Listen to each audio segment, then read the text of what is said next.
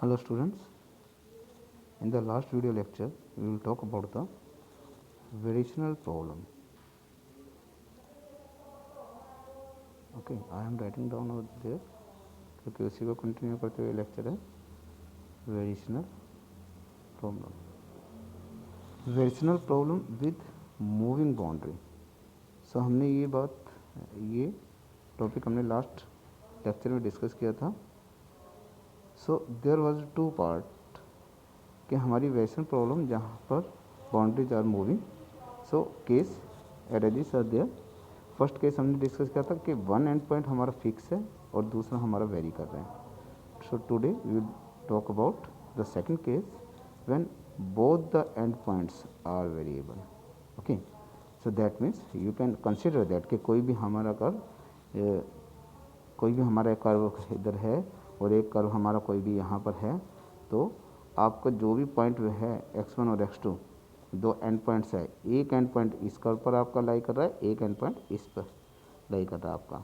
So you have to find out the curve such that the distance between these two points are extremal. Okay, इधर maximum और minimum तो आपने वो निकालना है. तो उसके लिए there is the case. So that case we will talk about और here. So what is the problem there? So it is written there when both the endpoints are variable. So statement will be like this: when both endpoints are variable, then find the necessary condition for y(x) to be the extremal of the functional this. Okay, तो यहाँ पर जो ये x1 point है, one end point x1, this is varying over some curve suppose say hx. और जो ये x2 end point है, this is varies over some another curve say gx. Okay, so in the statement you can say that if you have to find out the solution.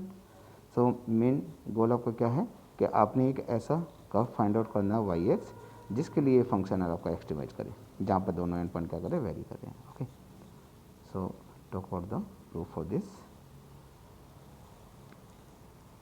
So we have the functional is this I y is equal to x1 to x2 f dx, where yx be the extremal. We suppose that let yx be the extremal of the functional iy, and here one end of the yx, let's say x1, which is varies over some curve hx.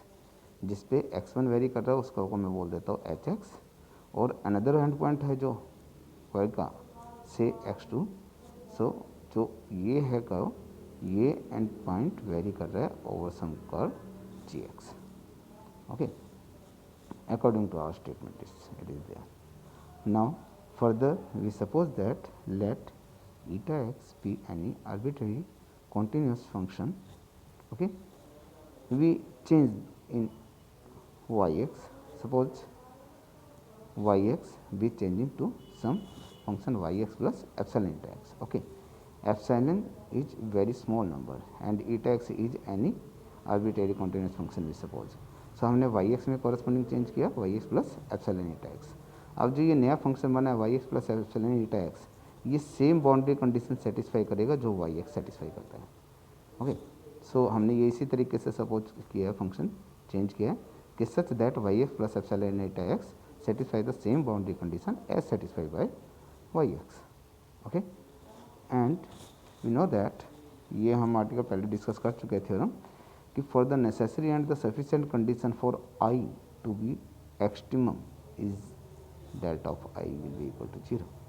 Okay, so i हमारा given है x1 to x2 f of x y y dash dx. So हमने just value put किया delta of that i will be equal to 0. So what you have to do now, just use the Leibniz rule. So when you use the Leibniz rule, you can say that it will be delta of, that will be delta of f. So integral delta of f plus value of the function at upper end point.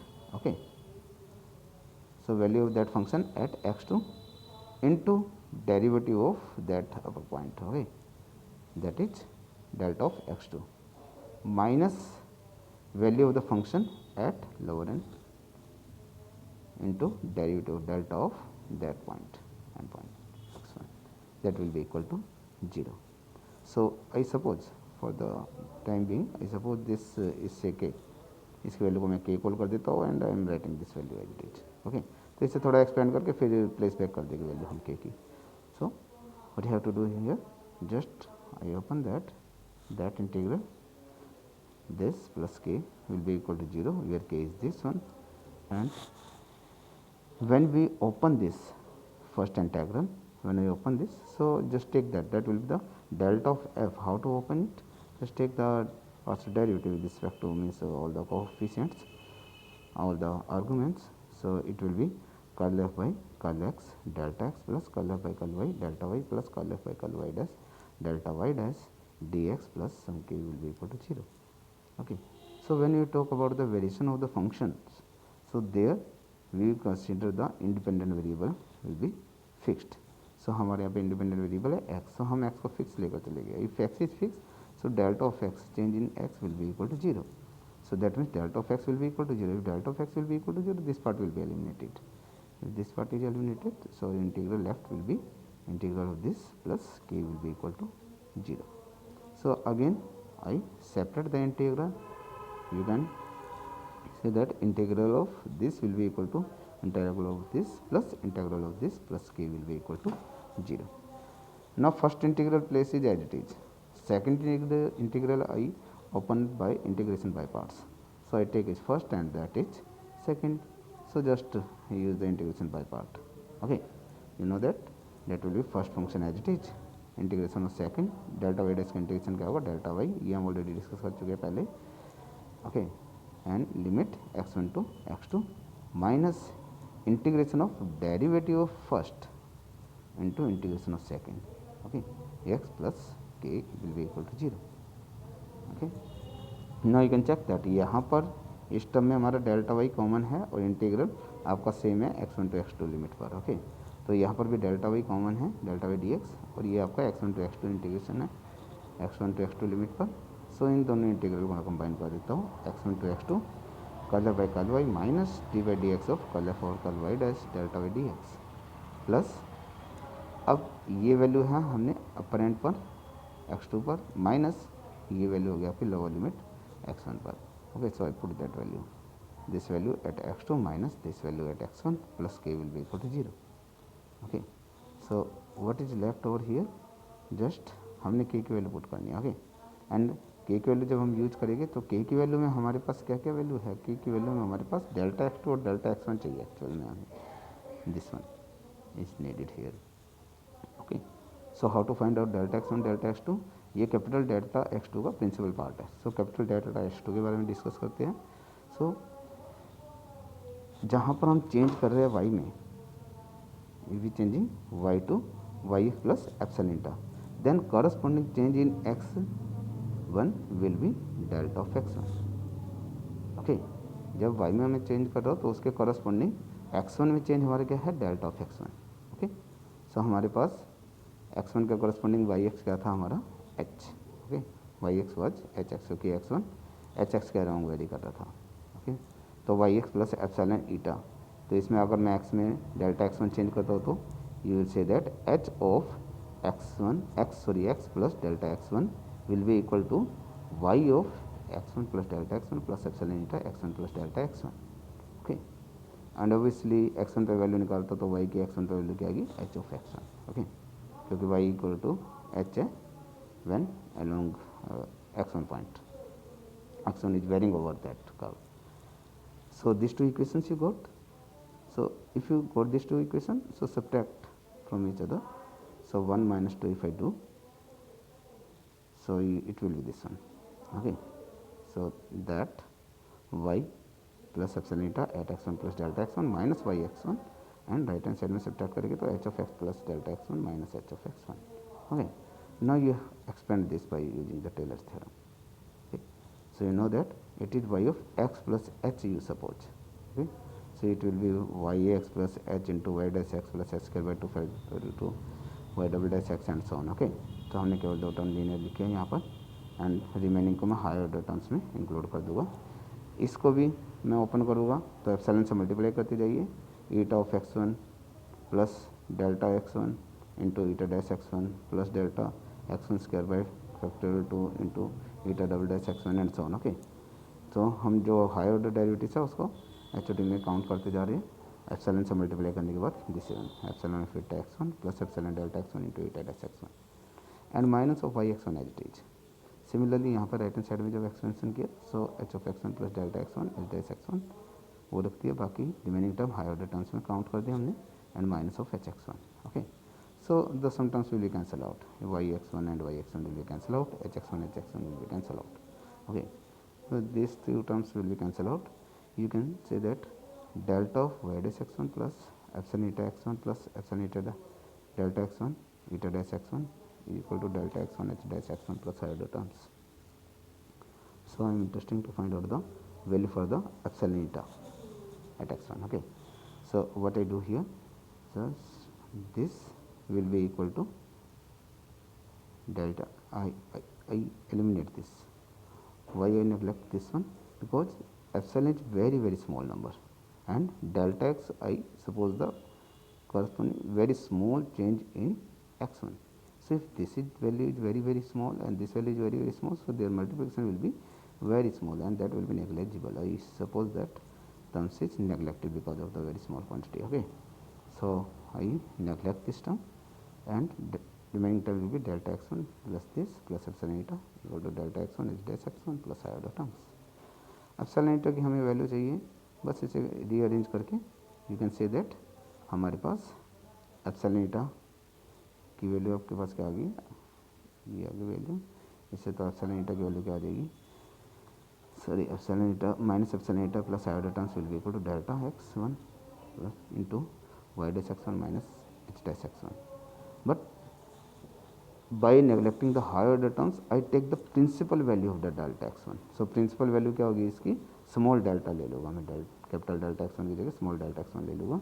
सो ये आपकी principal value हो जाएगी. Principal value क्या हो जाएगी, just neglecting the higher order terms remaining value will be there. Okay, so you say that delta of x1 will be minus of epsilon eta divided by this term. Okay, so minus of epsilon eta divided by this term, minus को आप denominator में shift करोगे that will be h dash x1 minus y dash x1. Okay, so that value will be the delta x1. Similarly इसी तरीके से करके आप delta x2 की वैल्यू निकालोगे. जब डेल्टा x2 की वैल्यू निकलेगी तो करस्पॉन्डिंग बस जो चेंज था वो आप x1 की जगह x2 रिप्लेस कर दीजिए. Delta of x2 will be equal to epsilon of eta x2 divided by, अब हमारा x2 किस कर्व के करस्पॉन्डिंग मूव कर रहा था, वो था आपका g. तो यहाँ पर h की जगह g आ जाएगा.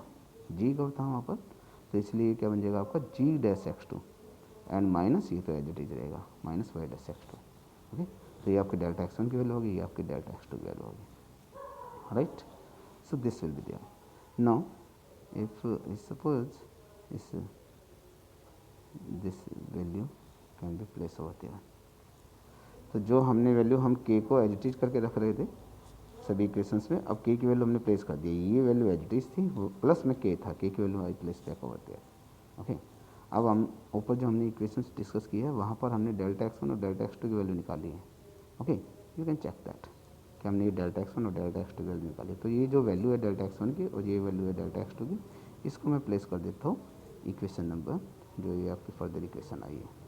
ओके, इस इक्वेशन में पुट कर देते हैं. Here you can check that कि यहाँ पर और यहाँ पर वैल्यू पुट करेगी. जब वैल्यू प्लेस बैक करोगे आप, so you get that this value will be there. I place back there values.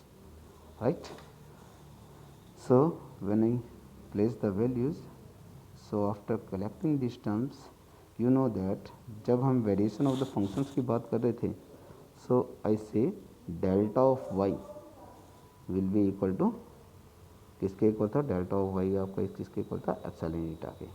Okay, variation of the functions की बात कर रहे थे, वहाँ पे हमने इसी तरीके से y में चेंज किया था करस्पॉन्डिंग y प्लस एप्सिलॉन ईटा. ओके, तो डेल्टा ऑफ y किसके इक्वल था, एप्सिलॉन ईटा एक्स के, and delta of y dash किसके इक्वल था, एप्सिलॉन ईटा डैश के. राइट, सो वो वैल्यू मैं पुट कर रहा हूँ. ये क्या बन गया आपका, delta of y at x2 और ये बन गया delta of y at x1. Okay, so इसीलिए मैंने यहाँ पर ये चेंज किया, delta of y at x2 और delta of y at x1. Right, then check that कि हमने एप्सिलॉन ईटा की जगह रखा delta of y at x2 और इसके जगह रखा delta of y at x1, right. अब ये delta of Y eight x2 यहाँ पर भी है, delta of Y eight x2 यहाँ पर भी है, तो इन दोनों टर्म्स को आप कंबाइन कर दो। Delta of x1 Y at x1 यहाँ पर भी है, delta of Y at x1 यहाँ पर भी है, तो इन दोनों टर्म्स को कंबाइन कर दो। So when I combine this two terms, so you say that after combining this term, first integral as it is चल रहा है हमारा, ओके। जब उसे कंबाइन करेंगे तो डेल्टा वाई एट x2 पे कंबाइन करने के बाद हमारे पास ये टर्म आ गई, and minus delta y at x1 पे कंबाइन करने के बाद हमारे पास ये टर्म आ गई। So this term plus this integral plus this term minus this term will be equal to 0। But delta y हमारा यहाँ पर क्या है, आर्बिट्रेरी है।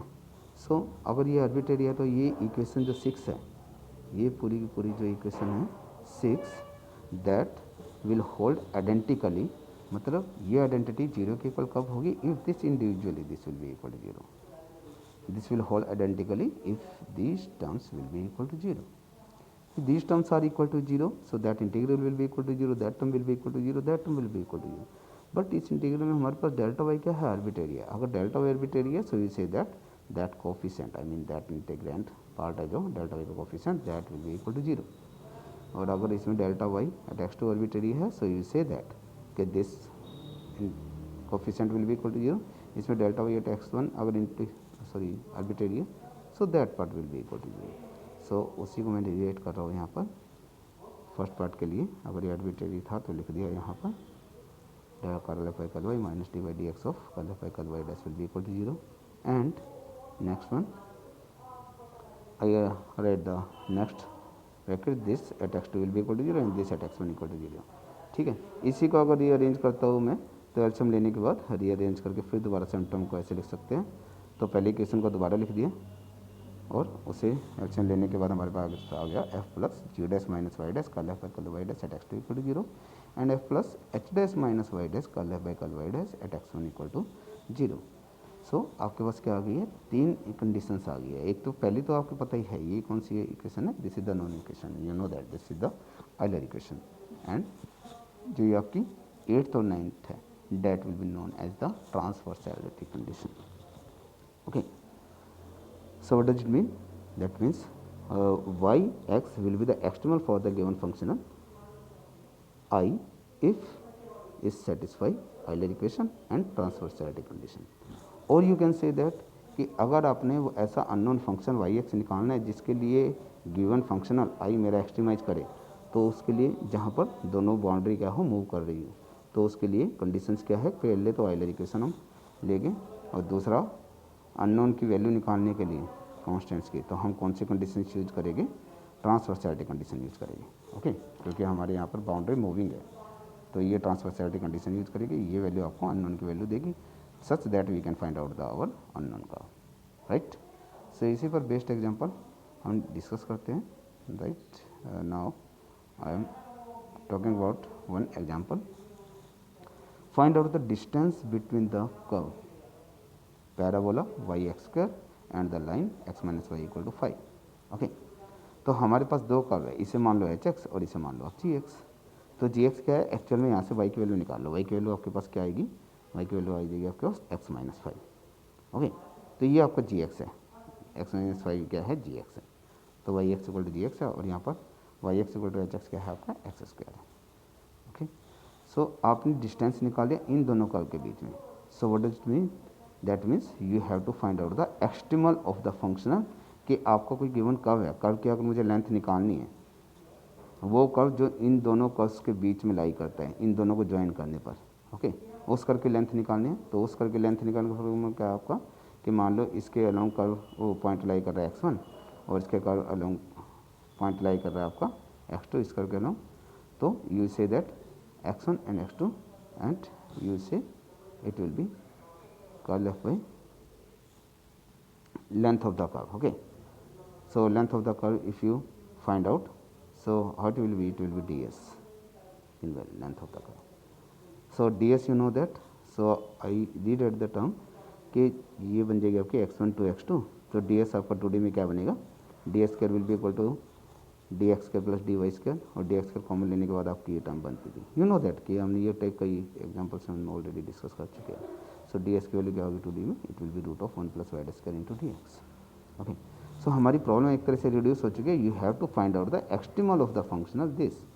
इस फंक्शन को एक्सट्रीमाइज करना है जहाँ पर जो एंड पॉइंट है x1 वो वेरी कर रहे हैं along the curve y equal to h, जो h क्या हमारा एक्स स्क्वायर, और जो आपका सेकेंड पॉइंट है एंड पॉइंट है x2, this is varying over the another curve y x equal to g x equal to x minus y. Right. So ये आपकी कंडीशन बन गई है. अब इसे फाइंड आउट करने के लिए क्या फाइंड आउट करना आपने, मतलब वाई एक्स की वैल्यू फाइंड आउट करनी है. अब उस वाई एक्स की वैल्यू फाइंड आउट करने के लिए what you have to do, अभी हमने आर्टिकल डिस्कस किया है, उसके लिए अगर आपको वाई एक्स निकालना है तो first of all you have to take the corresponding Euler equation and unknown निकालने के लिए ट्रांसवर्सैलिटी कंडीशन यूज करनी है. तो सबसे पहले हम आइलर इक्वेशन यूज करते हैं. Euler equation curl by curl y minus d by d x of curl over curl y dash will be equal to zero. अब हमारे पास यहाँ पर f की value you can check that कि हमारे यहाँ पर f क्या है, इंटीग्रल क्या है, root one plus y dash square. तो यहाँ पर y के तो ये इंडिपेंडेंट है, y के इंडिपेंडेंट है तो curl f over curl y ये तो जीरो हो जाएगा. Minus d by d x of इसकी वैल्यू आ जाएगी आपकी 1/2 root one plus y dash square into में 2 वाई डैश. ओके, तो 2 से 2 कैंसिल हो जाएगा. So you can say that कि तो डेरिवेटिव करके आपने सॉल्व करना है. Just I placing this value, इस वैल्यू को प्लेस करेंगे. सो यू गेट इंटीग्रेट करने के बाद after you will get this one. Cross multiply कीजिए, रीअरेंज कीजिए. टर्म्स को जब मैं रीअरेंज करूँगा तो वाई डैश की वैल्यू होगी दिस वन. ये सभी के सभी आपके कांस्टेंट्स है, तो इसको अनदर कांस्टेंट कर देता हूँ मैं a. Okay, so y dash अगर ए है तो इंटीग्रेट करने के बाद y will be equal to a x plus b, where b is another constant of integration. So our goal is completed. Actually हमने निकालना था ऐसा कर्व जो दो कर्व को ज्वाइन करने के बाद एक्सट्रीमल वैल्यू देता हूँ. ओके, उस फंक्शनल की.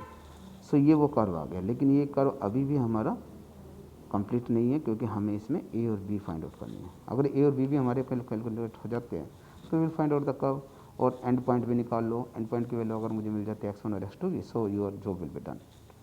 सो to now we get y will be equal to a x plus b. Right. अब हम ए और बी की वैल्यू निकालना चाहते हैं तो उसके लिए आप क्या यूज़ करोगे, transversality condition. Okay, because both the end points are moving. So I use that. जब ट्रांसवर्सैलिटी कंडीशन यूज करनी है तो along x1 and along x2 हम ट्रांसवर्सैलिटी कंडीशन हमारी क्या थी, f plus h dash minus y dash curl f और curl y dash at x equal to x1 equal to zero. And जहाँ पर हमारा ये h क्या है, एक्स स्क्वायर है. सेकंड क्या थी, f plus g dash minus y dash curl f और curl y dash at x equal to x2 equal to zero, जहाँ पर g क्या है आपका x माइनस वाई. राइट. तो ये सारे, और y की वैल्यू आपको पता ही है, जो ये वाई डैश आ रहा है ना, वाई डैश की वैल्यू आप क्या पुट करेंगे, y dash will be putting like this. Y dash की वैल्यू आएगी आपकी a. सो वाई डैश की वैल्यू यहाँ पर पुट कीजिए a. So all the derivatives you have to place back in the equation number 4 and the equation number 5. So when you put this derivatives in the equation number 4 it will be this one plus this at x one equal to zero. इसको solve करने के बाद LCM लेके solve करो, that is equal to zero. Y dash की value आपकी क्या है, a आ रही है, तो एक्स वन पे भी वैल्यू निकालोगे तो वो a आएगी, तो वो वैल्यू पुट की a, ये वैल्यू पुट की a. उसे सोल्व करके आप वैल्यू जब निकालते हो तो हमारे पास इसे सोल्व करने के बाद a की वैल्यू आ गई आपकी minus of 1/2x1. Okay. Right. अब अनदर पॉइंट यूज करते हैं हम x2 पे. अगर जो ट्रांसवर्सैलिटी कंडीशन थी x2 पे यूज की, सभी वैल्यू रखी हमने डेरिवेटिव्स की, h dash y dash sorry g dash y dash की वैल्यू रखी है x2 पे. वो वैल्यू पुट करने के बाद at x2 you are getting equal zero. इसे जब मैंने सोल्व किया तो a की वैल्यू आ गई आपकी -1. जब a की वैल्यू -1 आ रही है तो जो ऊपर वाली इक्वेशन गई है हमारी 6, इसमें क्या है, a आपका किसके इक्वल है, -1/2x1 के. तो अगर a की वैल्यू मैं -1 रखता हूँ तो यहाँ पे x1 की वैल्यू क्या आ जाएगी 1/2. तो कहने का मीनिंग है मुझे x1 की वैल्यू भी मिल गई 1/2. ओके. और a की वैल्यू क्या मिल गई मुझे -1. अब मुझे b की वैल्यू फाइंड आउट करना है और x2 फाइंड आउट करना है. राइट. अब हमारे पास यू नो दैट कि y x1 पे क्या है, h x1 है, और y x2 पे क्या है, g x2 है. लेकिन h x1 क्या था हमारा, h x था x स्क्वायर, तो h x1 क्या आ जाएगा x1 स्क्वायर, और g x क्या था x माइनस 5, तो g x2 क्या आ जाएगा x2 माइनस 5. राइट. सो अगर मैं यूज करता हूँ, हमारी कंडीशन क्या थी, y किसके इक्वल था, y will be equal to a x plus b, ये था आपका. राइट. तो अगर मैं x1 पे वैल्यू निकालता हूँ तो y x1 will be equal to a x one plus b. तो y x1 equal to a x one plus b. Y x1 की वैल्यू क्या है, x1 स्क्वायर, एंड ये क्या हो जाएगा, a की वैल्यू -1 है और x1 की वैल्यू क्या है 1/2 है. तो x1 की वैल्यू भी पुट कर दो इधर. 1/2 square minus 7 into 1/2 plus b will be equal to 0. Okay, sorry plus b. सो इसको रीअरेंज करके जब आप सोल्व करोगे तो b की वैल्यू आपके पास क्या आ गई 3/4, राइट. a की वैल्यू भी आ गई, b की वैल्यू भी आ गई, x1 की वैल्यू भी आ गई. अब मुझे x2 लेफ्ट है, x2 की वैल्यू फाइंड आउट कर लीजिए. अब मेरा y किसके इक्वल था, y was will be equal to ax plus b, right. तो अगर मैं y की वैल्यू x2 पर फाइंड आउट करता हूँ तो yx2 क्या होगा, ax2 प्लस b. तो yx2 हो गया आपका x2 माइनस वाई, ये हो गया ax2 प्लस b. लेकिन हमारे पास a की वैल्यू तो क्या है -1 और b की वैल्यू आपके पास 3/4 है. तो वैल्यू प्लेस करो तो हमारी x2 में इक्वेशन रहेगी, वहाँ से सॉल्व करके x2 की वैल्यू क्या आ गई 23/8. ओके, सो अब आपके पास सभी वैल्यूज ऑलरेडी आ चुकी हैं, राइट. तो यू गोट और दिस वैल्यू a आपके पास क्या आ चुका है -1 एंड b आ चुका है आपके पास 3/4 और x1 आ चुका है आपके पास, what was that, x1 was 1/2 and x2 आ चुका है आपके पास 23/8, राइट. तो ये a b की वैल्यू पहले आप y में पुट करो, तो y था आपका ax प्लस b, तो y की वैल्यू क्या आ जाएगी -x प्लस 3/4. ये तो y की वैल्यू आ गई. अब इस y को बस आपने इंटीग्रेट करके उसकी लेंथ फाइंड आउट करनी है x1 से x2, और x1 और x2 की वैल्यू ये रही, तो बस इसे इंटीग्रेट कर दो तो आपकी लेंथ ऑफ द कर्व हो जाएगी, right. So you say that जो लेंथ ऑफ द कर्व है आपकी x1 से x2 ds था, ds की value 1 plus y dash square dx थी. तो वाई डैश क्या आएगा, इसका डेरिवेटिव करो, x के रिस्पेक्ट में -1 आएगा, उसकी वैल्यू पुट करो तो क्या आ जाएगा 1 प्लस -1 स्क्वायर रूट, एंड ये आपका कांस्टेंट हो जाएगा, √2 बाहर आ गया. इंटीग्रेट करने के बाद वैल्यू पुट करोगे तो आपके पास क्या आ गया √19 into √2/8. Okay, so this will be the length of the curve which will be the extremal, right, between the two curves, length of the curve between the two curves, parabola और straight line के बीच में. सो ये हुई आपकी variation problem with moving boundary, जहाँ पर आपके दोनों के दोनों पॉइंट्स वेरी कर रहे थे along the curve, right. So in this way we solve our problem. The next problem we will discuss in the next class. Thank you very much, students.